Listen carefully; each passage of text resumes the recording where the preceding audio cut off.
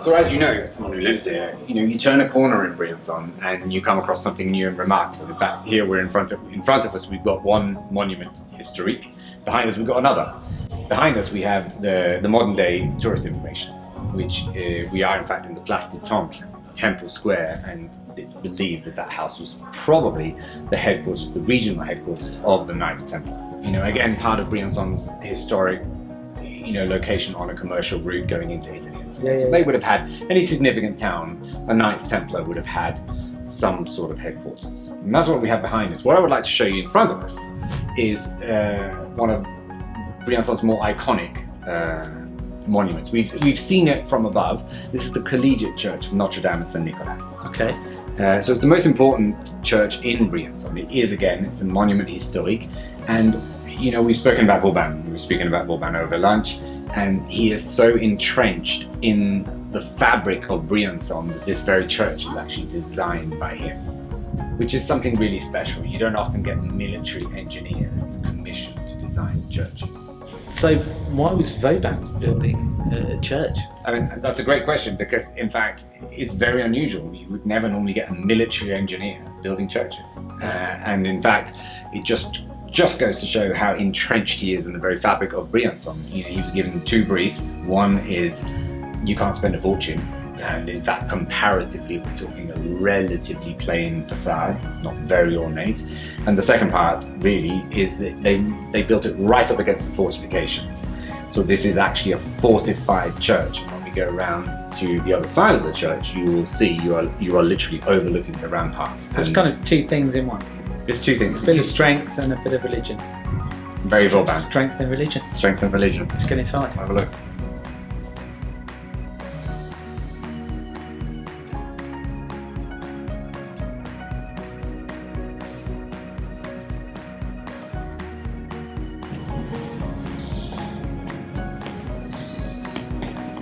Well, I wasn't really expecting that. It's very different inside. It is, no, exactly. It's quite fascinating. You've got this austere Vauban military facade that we see here, and then you go in, and it's the beginning of the 18th century, so it's really high Baroque, So you get the paintings and the angels and the candelabras everywhere and the gold and so on. Yeah, very, very different on the inside. Yeah, and again, once you're in there, church, outside, protection, wall. Exactly that. I mean, and as you saw in the painting that we saw in there, that painting is fascinating. Saint Nicolas is the saint for whom the church is named, and then just next to him is what really is historically very interesting. We have there that depiction of Briançon, and that painting is from 1644, right? So 50 years or so before the foundation of the church. And there you see, so it's before Vauban, it's before all these fortifications, and you see Briançon, what it looked like in the middle of the 17th century, with the row of the old houses that used to form the outer wall. And we can still see those, now they're protected by the walls, but if we go around the corner, we can see those. We're going to go back in time. We're going to go back in time. This way or that way? We'll go this way.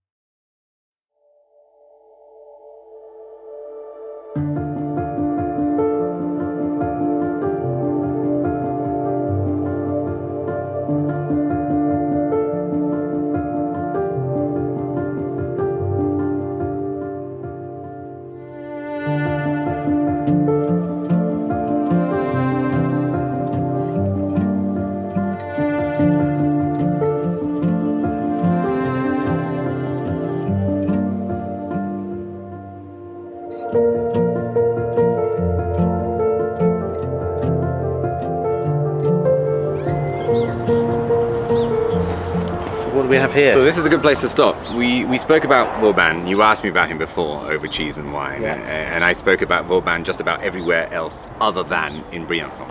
Okay. And what I want to do now is introduce you to Vauban Briançon, the Briançon Vauban, and why there are a few places in France that are better to understand what it was that he did, why he was so different than coming here. And this really is the best spot to do that.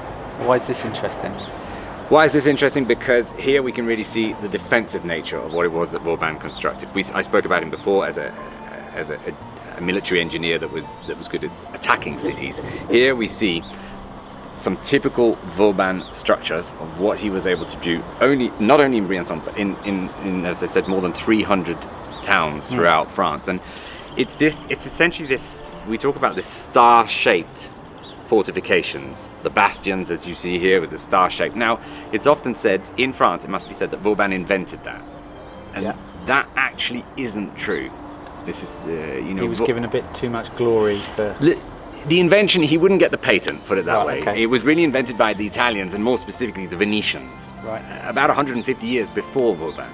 Okay. When they were expanding west towards Milan and that area, so not far from here, but 150 years before his time.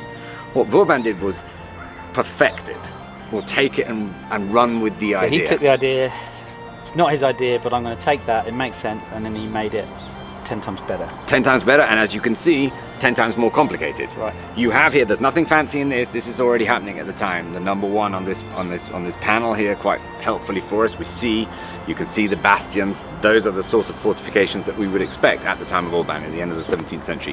What he then comes along and says, I can improve on this. He installs dry moats down below. He has these structures here, the number 4 on here, which are known as demi-lune. Right. So half-moon structures. There are communication trenches, so that people can come from the ramparts out into the bastions.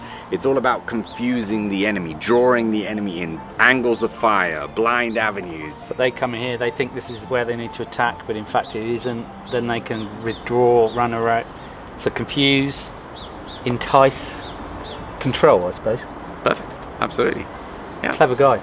Absolutely, and this is the place to come in France to truly understand Vauban, and that is why all of his sites now are on the UNESCO Heritage List. They were placed there, I believe it's 2008. But if you really want to understand it, and particularly obviously in an alpine setting, you come to Briançon. Good to know. I'm in the right place. You are. Let's go. Let's go.